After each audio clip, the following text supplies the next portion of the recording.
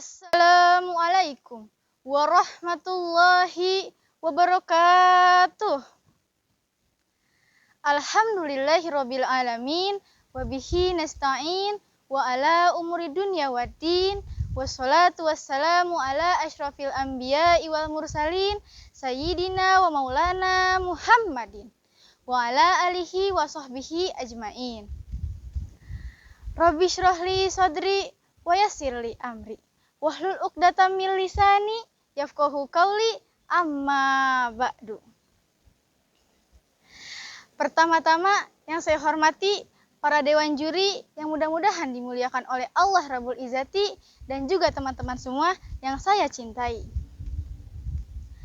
Marilah kita haturkan rasa syukur nikmat kepada Allah Subhanahu wa taala yang telah memberikan nikmatnya kepada kita semua tanpa pandang bulu. Baik bulunya yang keriting ataupun di rebonding, baik yang rambutnya tebal ataupun yang pakai wig abal-abal.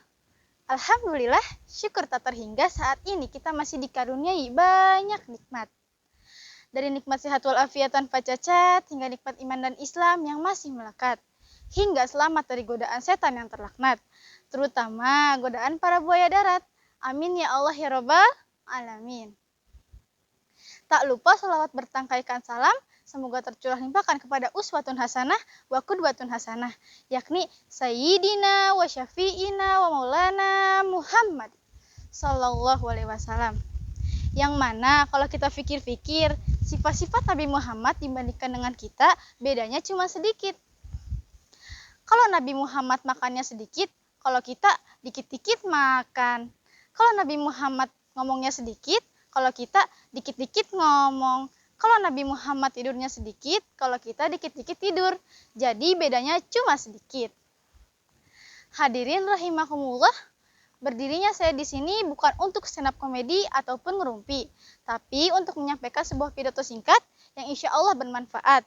Tapi sebelum masuk kepada pembahasan, saya ingin memperkenalkan diri. Perkenalkan, nama saya Widya Astuti, perwakilan dari SMP Islam Kreatif Al-Khairiyah, akan membahas tema tentang manusia makhluk yang paling mulia. Hadirin rahimakumullah, manusia atau dalam bahasa Arab disebut dengan kata insan. Bahkan uniknya lagi, di dalam Al-Quran Allah menyebut nama manusia dengan sebutan yang berbeda-beda. Di antaranya Bani Adam, Al-Insan, An-Nas, Al-Ins, dan Bashar. An-Nas yang artinya manusia dan Al-Insan yang artinya manusia. Dan banyak lagi istilah lain di dalam Al-Quran yang Allah pakai untuk menyebut nama manusia. Sebab kemuliaan yang Allah berikan kepada kita semua sebagai manusia. Sebagaimana firman-Nya dalam Al-Quran surat Al-Isra ayat 70 yang berbunyi, A'udzubillahi minasyaitonirrajim. Bismillahirrahmanirrahim. Walaqad karramna bani Adam wa hamalnahum fil barri wal bahri wa razaqnahum minat thayyibati wa faddalnahum ala katsirin mimman khalaqna tafdila, yang artinya, dan sungguh kami telah memuliakan anak cucu Adam dan kami angkut mereka di darat dan di laut, dan kami beri mereka rezeki yang baik-baik, dan kami lebihkan mereka di atas makhluk yang kami ciptakan dengan kelebihan yang sempurna. Walaqad karramna bani Adam. Dalam ayat tersebut, Allah menyebut nama manusia dengan kata Bani Adam. Untuk apa? Untuk menunjukkan bahwa eksistensi kita sebagai umat manusia di alam dunia ini merupakan satu keturunan dari nenek moyang kita, yaitu Nabi Adam alaihissalam. Di dalam kitab tafsir Jalalain, karangan Imam Jalaluddin Al-Mahalli dan karangan Imam Jalaluddin As-Suyuti, kemuliaan yang Allah berikan pada ayat tadi merupakan kemuliaan yang Allah berikan berupa ilmu, kemampuan berbicara, kemampuan akal untuk berpikir, bentuk tubuh yang sempurna. Kalau makan kita menggunakan tangan untuk memasukkannya ke dalam mulut. Berbeda dengan sapi yang makannya hanya menggunakan mulut saja. Jadi satu-satunya makhluk di muka bumi ini yang dibedakan dengan makhluk lain, baik hewan ataupun tumbuhan, yang diciptakan secara fisikal, sifat dan segalanya diciptakan sempurna hanyalah manusia anak cucu Adam. Jadi ketika lahir, kita disebut oleh Allah kalian mulia katanya. Mata kita mulia, tangan kita mulia, kaki kita mulia, dan sifat-sifat yang diberikan oleh Allah mulia. Terus kalau ada manusia yang lahir, tapi keluar dari kemuliaannya, maka yang salah bukan Allah, tapi manusia itu sendiri. Salah satu contoh saking mulianya mata kita dibedakan dengan mata hewan. Sampai Allah mengatakan dan mengatur langsung fungsi mata kita dalam Al-Quran surat An-Nur ayat 30 yang artinya, Katakanlah Muhammad kepada laki-laki yang beriman agar menjaga pandangannya. Dan di ayat selanjutnya, katakanlah Muhammad kepada perempuan yang beriman agar menjaga pandangannya. Jadi ketika melihat yang buruk, harus berpaling. Saking apa? Saking mulianya mata kita sampai Allah mengatur dengan aturannya. Karena kita makhluk yang baik, maka tidak boleh melihat yang buruk-buruk. Maka ketika ada orang yang melihat matanya untuk hal buruk, laki-laki matanya jelalatan, perempuan tikahnya pecicilan. Secara tidak langsung dia sedang merendahkan kemuliaannya di mata Allah Subhanahu wa taala. Nauzubillahi min zalik. Lalu telinga, saking mulianya telinga sampai kita harus jaga pendengaran kita dari hal-hal yang buruk. Gibah haram.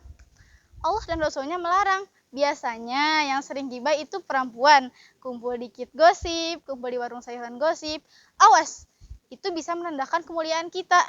Lalu mulut, saking mulianya sampai diatur. Kata Nabi, "Man kana yu'minu billahi wal yaumil akhir falyaqul khairan aw liyasmut." Yang artinya, barang siapa yang beriman kepada Allah dan hari akhir, hendaklah dia berkata baik atau hendaklah dia diam.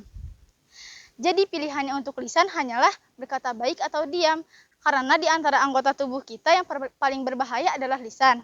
Ketika mulut salah berucap, maka bisa menyakiti orang lain, bahkan menyakiti diri kita sendiri.